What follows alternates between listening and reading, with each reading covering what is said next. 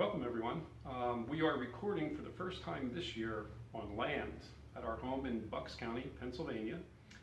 And we just wanted to reach out and say thank you to all our viewers, all the subscribers, all the followers, the people who contact us through the websites that we're on or through YouTube.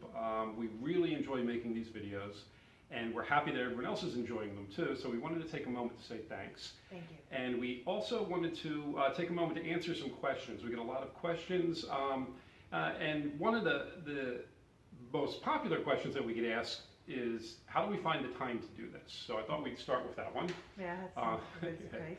I'm a tax accountant, and I work from January through April 15th every year, and then I take the rest of the year off. My staff fills in for me while I'm gone, and it gives me about 8 months a year that I can travel.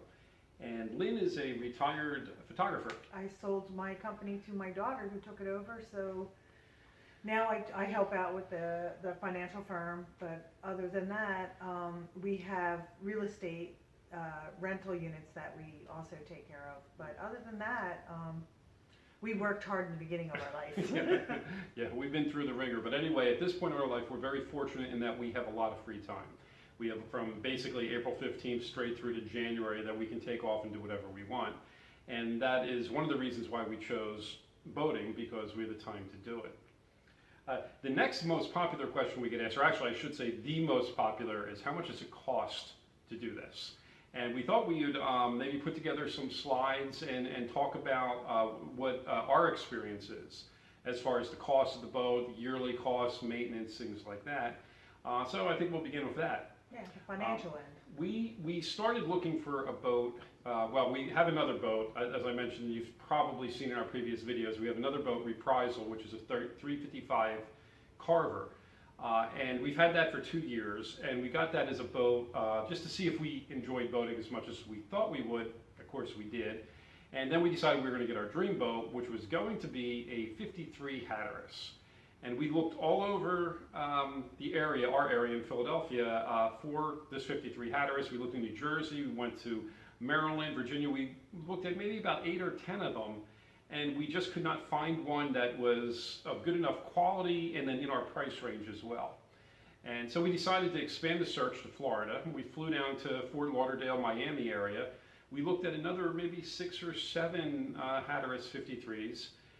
And then just for the hell of it, we looked at a 58. Now, we were scared to death of the 53s to begin with, coming from a 40-foot boat going up to a 53. Yeah. So the 58 seemed like out of the question, but we found this 50. Yeah, so we found this 58, and we just loved it.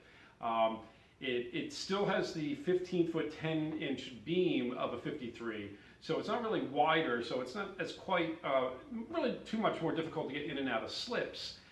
It's just longer. And it's 58. Of course, we found out later it's actually 65 feet in length overall. But anyway, we fell in love with this boat, and it was a little bit higher than we wanted to spend. The person selling it was asking $250,000, and we really wanted to be in the low 200s is what our goal was. But we were fortunate in that we found a very motivated seller. The person who actually owned the boat had passed away the year prior. The captain did. The wife had the boat, and she was selling it. And it was costing a lot of money to maintain it and keep it in slips in Fort Lauderdale. As you can imagine, it's very expensive, about $3,000 a month just for slips. Fort Lauderdale's crazy. Yeah, so she had the boat sold, and a person had put down a down payment, and they were all ready to go, and he pulled out at the last second. Now, fortunately for her, she got to keep the 10% deposit he put down, but it put her in a situation where she really, really wanted to move the boat, and she had already got a nice chunk from the other person who didn't fulfill his obligations to purchase the boat. Yeah. So we made a lowball offer of $175,000, and she took it. So that was the original cost of the boat. It was $175,000. We then had it surveyed, of course, and during the survey you always find things that are wrong, and in this case we found about $13,000 worth of problems. We had a refrigerator, one of them wasn't working, there was a problem with the battery charger, a couple of miscellaneous things. It all totaled up to about $13,000. So we asked the owner, we gave her a choice, either repair these things and we will honor our $175,000 offer, or lower it by $13,000 and we'll do the repairs. And that's what she opted to do. So ultimately, we paid $162,000 for the boat, and then we immediately put in the $13,000 to do the repairs to make sure everything was right for our trip back up to Philadelphia. Now, the other costs associated with purchasing the boat, we had to pay insurance up front, and that was $2,600. There were some legal and registration fees. We registered with the U.S. Coast Guard. That was a little bit more costly because we had to hire somebody to handle the paperwork for that. So our legal fees were about $750. And then we had 2 months of storage. We had to store the boat until the end of tax season because we had purchased it, I think we closed in February, and we weren't picking it up till the end of April. So we had 2 months that we had to store it. Unfortunately, we found a person who lived in Fort Lauderdale who had a dock behind their house. Well, Tim found it for Yeah, us. Tim found it. One of those, Because he knows the area. multi-million-dollar homes with a big waterfront on the side. And there's a lot of them out there. yeah, and she didn't have a boat, but she really liked having a boat in the backyard, and she liked ours, so we put our boat behind hers. Win-win. She charged us $1,600 a month, which was about half of what we would have paid, Yeah. and so it was $3,200 for that. So our total cost to purchase the boat with all these expenses was $181,550. And that's what it costs to own the boat.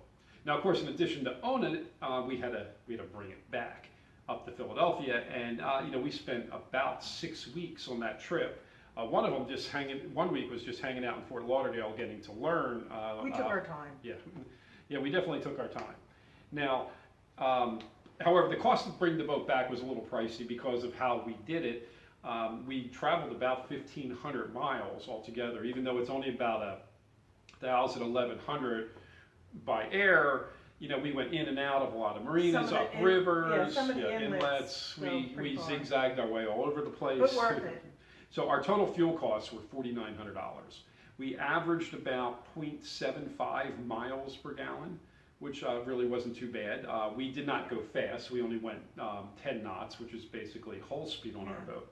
We did not want to, we could have went up on plane and did this a lot quicker and spent a lot more on fuel, but that's not what we really wanted to do either. We wanted to explore the different marinas, the intercoastal waterway, and just have fun while we did it. Yeah. We stayed at a lot of slips. Yes, we bought the boat not to get someplace fast. I wanted to get someplace fast, I would have bought a plane or a Maserati, say. So we spent about $4,300 on slips on the way back. We had to add some oil occasionally, change some oil filters on the way. Then we spent about $100 on that. There were some minor repairs, about $250 we spent on that. And then, of course, there's tipping. I think we spent about $350 on tipping dock hands and et cetera, gas attendants. Yep, some more than others, Yeah, some are very, very good, and they get a really big tip, and some just stand there and hold the line and look at you silly, and they don't get so much of a tip. So that's part of the cost of bringing her up from Philadelphia. And so altogether, our costs came to about $9,900 for the trip up. However, it wasn't just moving a boat. It was kind of the trip of a lifetime. We had a blast. Yeah, we stopped everywhere we wanted to. We spent 6 weeks. We met hundreds of people that spent a lot of time. We had people visit us on the boat. We met friends along the way. So it was really just an incredible journey. It really was. But that's what it cost to bring the boat back. And we took our time. Yep, definitely took our time. Now, that's one thing. However, I think what most people are interested in was what will it cost to own this boat yearly? And we have a pretty good idea on that now. We haven't had it for a full year, but we know what our slip fees are going to be. We know what the mileage we're getting out of it and things like that. So I put together an estimate of the yearly cost that we're anticipating for owning the boat. Now, we're in the Philadelphia area, and the slips here at Penn's Landing Marina, where we keep our boat, cost $6,000 for the summer season for a boat our size. And that's all inclusive, gas, slip rental, water, wish gas was included. Electricity, it's an all-inclusive. Yes. So that's the cost for the summer. There's a winter slip that we're putting in close to our marina, also in Philadelphia. Winter slips in Philadelphia region are cheaper than summer slips, so this one is $2,900. Now that does not include electricity, so we're estimating another $1,500 for electricity. Because we're going to keep the heaters going. Yeah, because we're going to keep the heaters on the boat. We're not taking her out of the water. We're keeping her in the water for the winter season. we've been advised for a boat this size, it's best to keep it in the water, to keep it supported instead of, She's 75 tons. yeah, and it's 65 feet long. So they say, you know, you don't want to keep it on stands more than you need to. So what we decided to do is keep it in the winter, keep it in the water, and then come spring, maybe pull her out and maybe check, do the bottom painting or things like that. Yeah. But in anticipation of this, we did hire a diver who went under the boat, cleaned it all up, changed the zincs, Which was difficult to find. yeah, it's difficult to find the diver. Florida, you could trip over them. Yeah, but we did find one. I think you'll see on one of our other videos. Yeah. You'll see the diver who It was did a very fantastic nice. job for us. So anyway, we are going to keep her in running all winter long. We do go to Philadelphia often. Our children go to Philadelphia, so we plan to spend a lot of time there on the boat, even in the winter. So we are going to keep it heated and running. And that'll save us on winterization costs too. There's a lot of systems on this boat that require winterization, and this is going to save us from having to do that, at least most of it. We plan to travel a whole lot this coming year. We'll probably be several months on the boat, and we're anticipating that we're probably going to have about 35 slip rentals, and we're going to moor out, we're going to anchor out a lot as well. But for slip rentals, we're estimating about $4,500 for the year. Now, of course, in addition to the transient slips, we're going to spend a lot of money on fuel. We plan to travel about 1,200 miles this coming year, give or take. So we're estimating about $4,000 for fuel. And maintenance and repairs, we're looking at probably another $4,000. There's going to be some miscellaneous registration fees like that. We're going to estimate $2,000 for that. And then, of course, we have insurance for the boat, which is $2,600 a year. So our total yearly costs are estimated to be $27,500 for the entire year. Now that's because we're going to travel a lot. Now someone who likes to hang out in local or in the bay, or maybe they just go out on weekends, don't do the really long trips that we do, it'll be a lot less expensive. In fact, we're spending almost $10,000 on slips and fuel. You may save a lot, if not all of that, if you are the type of person that doesn't travel a lot on the boat. Now, if you take that into consideration and now add in some other costs that I'd like to include in here, I call them the additional costs, or things that you should factor into owning a boat that don't necessarily come out of your pocket every year. Now, for example, we paid $181,000 in total for this boat when you add it all together. Now, I could have taken that $181,000 and invested it someplace else. I could have put it into stocks or bonds or maybe some real estate. I believe that conservatively, I could say, well, maybe I could have made a 5% return on that money. Now that comes out to $9,000 a year. Now you really do need to include that because that's money we are not getting because we decided to purchase a boat. So that's important to include.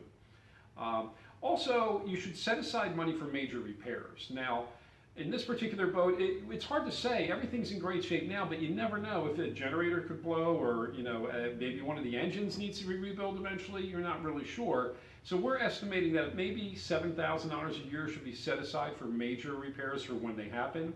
Maybe 10 years from now I need to rebuild, or maybe it needs to be painted, something like that. Whatever we need to do to keep the boat in the condition that it's in now is what we want to do. Mm-hmm. And although it may not cost that money to us now, we need to be prepared in the future for major items. As far as an asset like this, I would typically depreciate it over time, but in this particular case, there's not really going to be any depreciation on this boat.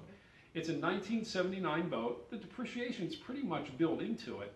As long as I maintain it in the shape that it's in now, or possibly, or better, and especially if I'm putting aside $7,000 a year for major repairs and making sure they get done when they need to be done, there's no reason whatsoever that this boat should not maintain its value.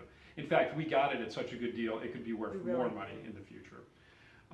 Altogether, when you add up the opportunity costs and you add into the set aside for major repairs, you're looking at about $16,000 of additional cost to own the boat. And that really should be taken into consideration. Now, if you add that into my original yearly cost, you're looking at a total yearly amount of $43,500. Now, again, if you don't travel as much as us and you're not going to have the fuel and transient slip costs, that number might be about $33,000 for somebody who doesn't travel as much. But that should give you kind of a good idea of what it costs to own a 1979 58-foot Hatteras and do a lot of sailing with it. Yeah. Now, to a lot of people, $33,000 or even $43,000 in our case sounds like a lot of money to own a boat. And I've discussed this with a number of my friends, and a lot of people in our age group or income group buy vacation homes around this point in their life. And quite a few of our friends have. They buy them in Florida or different places. And so I thought I'd do a comparison of what it costs to own a yacht like this versus owning a vacation home, so that you can kind of get an idea of what might work out for you. Buying a vacation home, let's say for instance we spent the same $181,000 on a vacation home. Well, first of all, you're not going to get a whole bunch for $181,000. Perhaps a condo somewhere in Florida or something like that, but you're not going to get this magnificent home. But for the sake of argument, let's say that that's what you were going to spend. Or this great view. Yeah, not the view. But perhaps in the part of the country that you're in, maybe you can get a nice place for that. So we're going to use that number for the time being. Now, if you buy a vacation home, you still have the opportunity costs that I talked about, say 5% a year. So that's $9,000 again for opportunity costs. You're going to have maintenance and repairs, figure maybe 2% of the value of the property, $4,000 a year. Mm-hmm. You're going to need to set aside money for major repairs. When the hot water heater goes, or the air conditioning system goes out, or you need a new roof. So again, I'm going to say that's a little bit less than major repairs on a boat. So we'll say maybe $4,000 a year. Something on a prop, or mm-hmm. I'm just going off. Mm-hmm. Taxes. Houses have taxes. Let's say $10,000 a year in real estate taxes. You will have utility costs, perhaps $5,000 a year for that, and then of course you have to insure the home, so maybe there's $2,000 there. If you add those things all together, you end up at about $34,000 a year, which is basically what it costs to own the yacht that we own. Ta-da. So it's not more expensive if it's something you want to do. Now to us, it's definitely what we wanted to do, because we get bored very easily in one place. We like to travel, we like to meet people, we like to explore different towns and bars and restaurants, and just the different view all the time. Yeah. Where a vacation home, you're stuck same view. Yeah, exactly. So Yeah. A vacation home wouldn't work for us. It doesn't for us. It doesn't work for our personality. It works for some of our friends though. Yeah, it works for most people, but it's not our thing. We like to travel. We like to do all these things. We like to have waterfront view everywhere we go. Mm-hmm. We like to be on the ocean. We like this type of life. So the point I guess I'm trying to make is it's not that different if you're considering one or the other. You can own a boat like this, which is the size of a home. Altogether, it's about 1,800 square feet of living space in a boat like this. I can lose him in it. Yeah. Or you can lose me, right? You push her off the boat. No, you can lose me. I'll be like, Ed, where are you? So anyway, I thought I'd give you that comparison there in case you're wondering, because sometimes when I tell people, well, I spend $30,000-$40,000 a year boating, they're like, oh, that's crazy. As they tell me that from their home in Siesta Key. Mike. I think that's Chris and Jerry. Yeah, actually. I'm going to take that out. Okay, hang on. We're still rolling. Okay. So anyway, I just wanted to give you a breakdown. We wanted to let you know what it cost us. Your numbers may vary, of course, but I think that kind of gives you a good idea of what it costs. So that's it. I just wanted to kind of give you an overview of what our expenses are, what it costs us to own the boat, so that you can kind of, see if it might work for you. If you have any questions, please feel free to let us know. We answer anyone who sends us a message. So, if you see us on Facebook or you see us on Reddit, give us a like, give us a thumbs up. If you're on YouTube, contact us. Be sure to subscribe to our page if you're on YouTube. Yeah. And if you have any questions, just let us know. We love to answer them. We look forward to talking to people. Yeah, all around the world. Yep. So, cheers. Cheers. So Viking and Candy Queen. Yeah, so what you really need to know is the most expensive part of boating. Subscribe, like us. Subscribe. Cheers.